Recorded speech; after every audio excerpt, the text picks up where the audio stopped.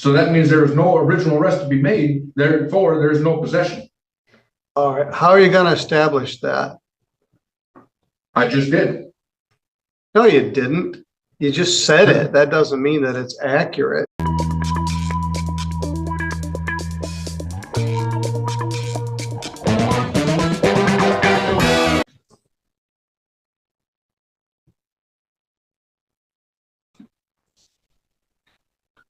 Good morning, sir. This is Judge Middleton.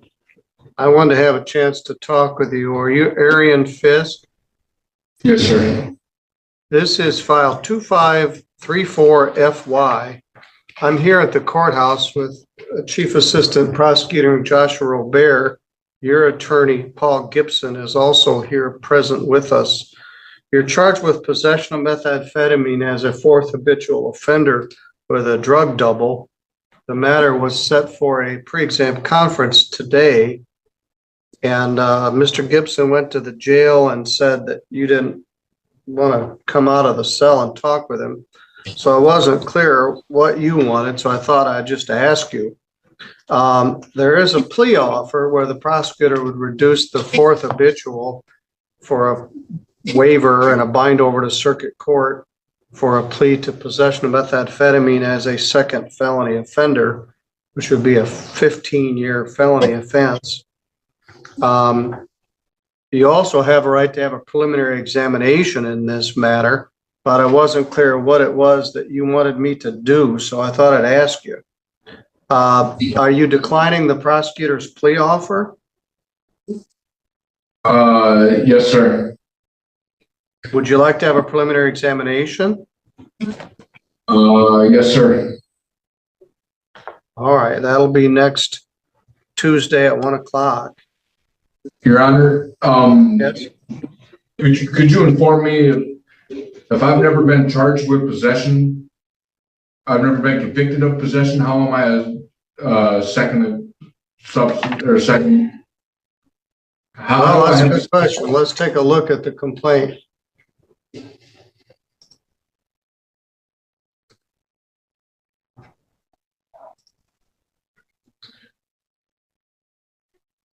Another thing is I've never been heard on the PPO that they originally came out to the house for. So that means there was no original arrest to be made. That means there's no possession at all. They came out to arrest me on a PPO. That PPO was evidently dismissed. So that means there's no original arrest to be made. That means I have no possession. Well, all right. That's certainly something that could be explored at the prelim.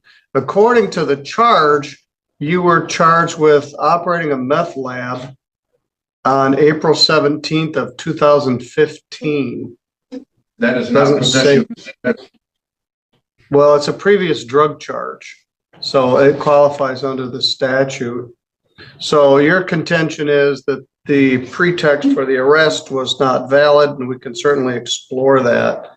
That's what All right. Well, you're right. It is not a possession, but it is a drug charge under the Public Health Code, which would qualify for second offense. And I don't know much about it because I'm not supposed to till we get there.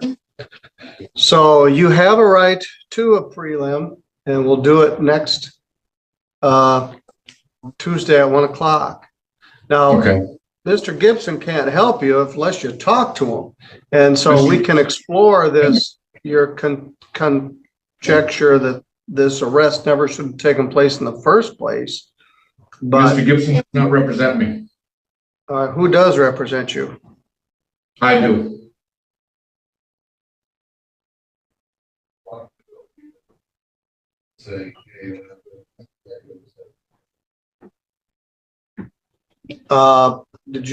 You have a right to represent yourself. There's an adage that it's a fool that has himself for a lawyer.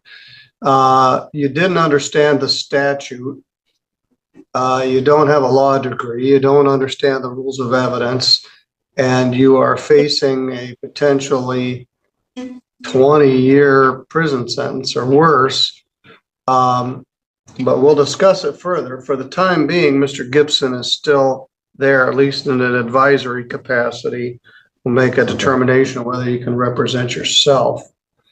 But you've got some complicated issues. If your contention is that there was no PPO and there was a PPO, but okay, I have not been arraigned on that PPO.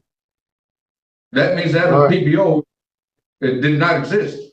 So that means there is no original arrest to be made. Therefore, there is no possession. all right. How are you going to establish that? I just did. No, you didn't. You just said it. That doesn't mean that it's accurate. I believe you could use some help from a lawyer to run some of these things down. They can actually get the files, look at it and see it. So for now, I indicate that you wish to represent yourself, but I haven't made a determination yet. Ultimately, you have a right to do that. But I think you could. I have asked for that man not to represent me, and they appointed him anyway. There's a conflict of interest between me and that man. What's that about? And it was in our last case versus Patterson, which was 4 months ago. The man called me incompetent, told me I was mentally retarded. I said that man does not represent me. That was on record. And then they tried to have him represent me this time. I said I did not want that man. They said, well, what's the problem? I said, that man and I have a conflict. Well, that's not a conflict. I said, yes, all it right, is. so you would accept counsel, but you don't want Mr. Gibson. Yes. Okay.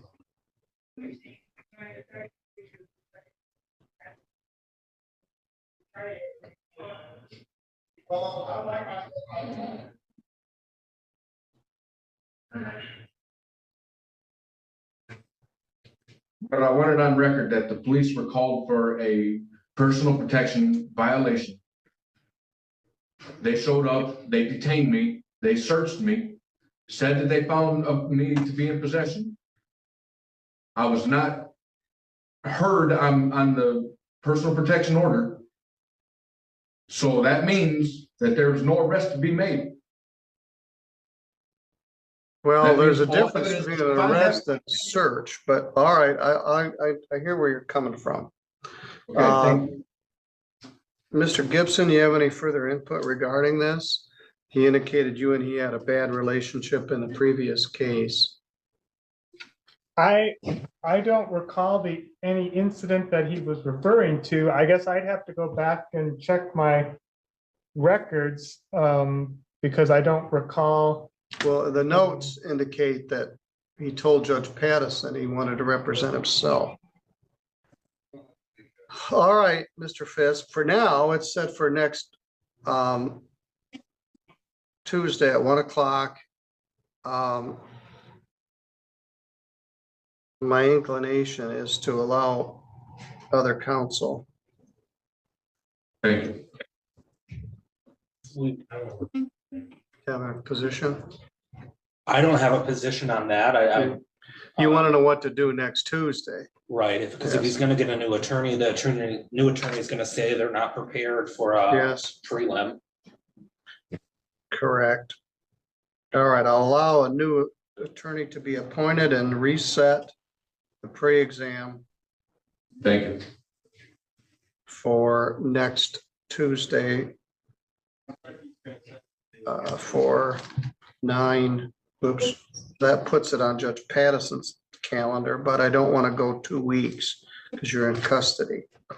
Reset PEC for 1/28/25 at 8:30 with new counsel. All right, you're good to go, Mr. Fisk. Thank you, Mr. President. Thank you.